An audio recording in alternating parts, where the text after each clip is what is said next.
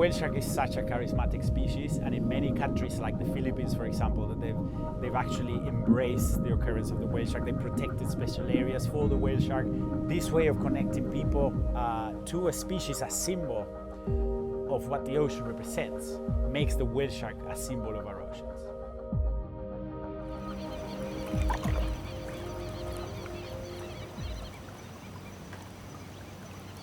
The whale shark is the world's largest fish. It's a type of shark, and they grow to almost 20 meters. They're also rather docile, right? They don't have big teeth like most of your common sharks, but they're still very majestic. And the way they move and the way they appear and disappear out of nowhere is quite spectacular, really.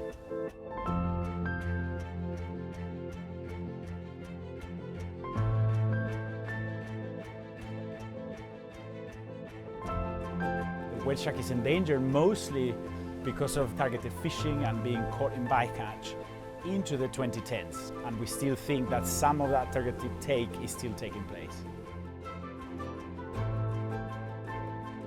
The presence of the sharks show you that area is important. It's an area that is healthy, that it has a lot of food for the whale sharks and for the other animals. So as I finished my PhD, I knew that I wanted to continue doing our research, but also wanted to do something on conservation and management. So I felt that it was kind of a gap between the government and the people who take decisions and the science. Like the science, it was like papers or just journals, scientific, and needs to have this connection with the government and with people.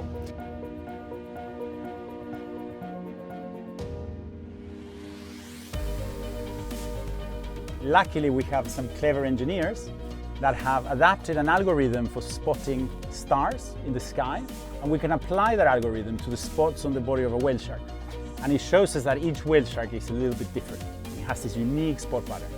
Now, if we take a photo, say here in Donsol of a whale shark, and that spot pattern is shared on a global database, and somebody puts the same photo of the same spots from, say, Thailand, it means that we match the movement of that whale shark between Philippines and Thailand.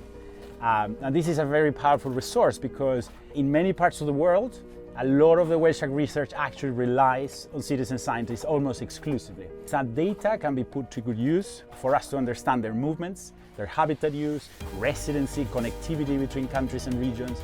And we can do that with the power of their spot pattern, their fingerprint, and the power of divers, snorkelers, citizen scientists.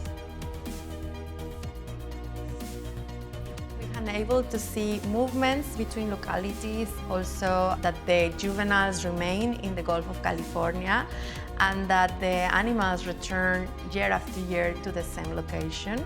So actually are the animals that are showing us that these areas are important for them. And thinking on that, it was the way that we started to do the protection of the habitat, because we found that it was not like a random place.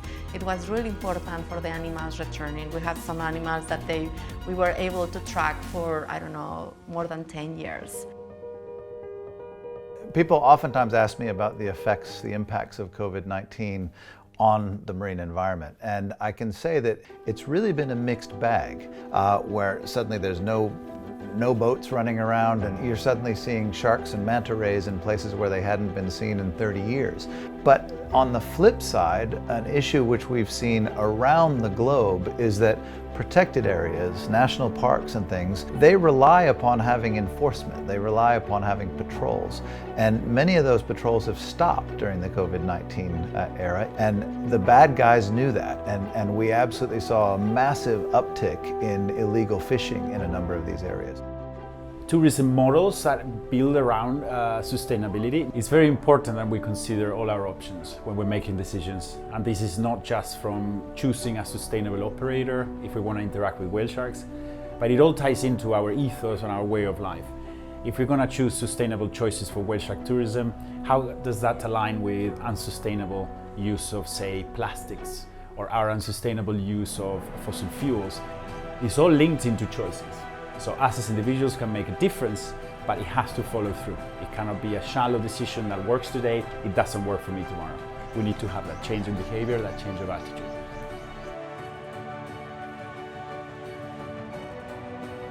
So we know that whale sharks spend at least 50% of their time in the top 20 meters of the water column. So when we can overlap, track individual whale sharks, how they use that habitat, and we overlap it with shipping traffic and fishing traffic and other boat traffic, we know that there's a lot, or a very high probability that in some hotspots around the world, whale sharks are getting slammed by large vessels. There's a lot of whale sharks that are being killed because of vessel collisions that we're not seeing.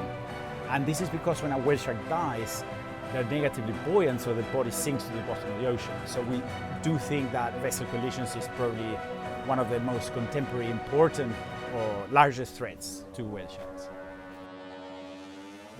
Climate change potentially has an interesting impact on them as well. We know that they're able to operate in quite cold water, such as what you have in New Zealand, and we know that they can operate in very warm water, like what you have in Indonesia, as warm as 30 degrees Celsius.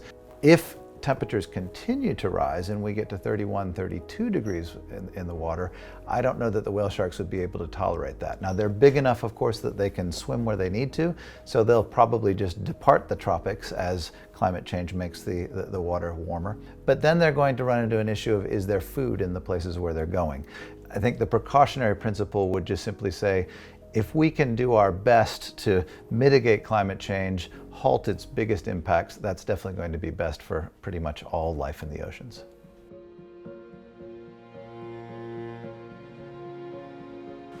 The Whale Shark Day was a day that I'll never forget. I was like, all right, Lorna, let's go for a dive. And we are going dive side and turn the boat, and the captain said, whale shark, whale shark, whale shark in surface. Being a photographer, you know that you don't have time to think, because moments like this come and go instantly. So I just grabbed my camera and jumped in the water. I was like, oh, like so excited, like let's go. And as soon as I got in the water, my heart broke.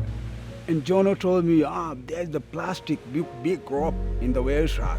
The only thing that I could think of at the time was stay with the shark. Stay with it, don't lose it, and yell at Lonu like, get a knife, get a knife, get a knife. Lonu, go back to the boat, grab a knife. And I jump, in my wetsuit is half, and with fins and mask with knife, and I saw the shark is going down. And I've never felt more hopeless in my entire life. There I was, watching this incredibly beautiful creature wrapped in plastic, and all I had was a camera. And then out of nowhere, I just see this guy, Lonu, my mate Lonu, just like powering down, wetsuit still undone.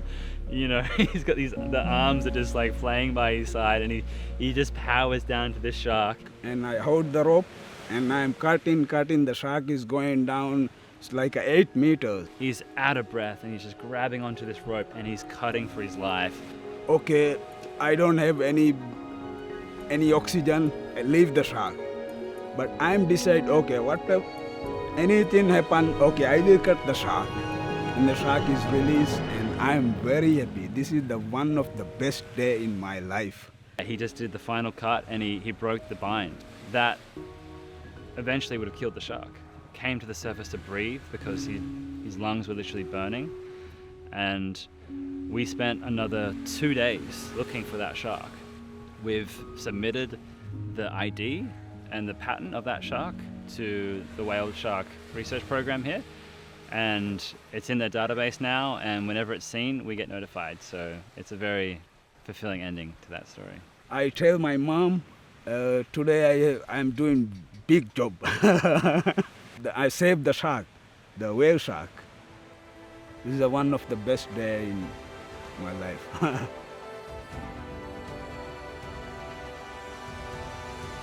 Being a marine biologist, we learned that since the beginning that everything is connected, no?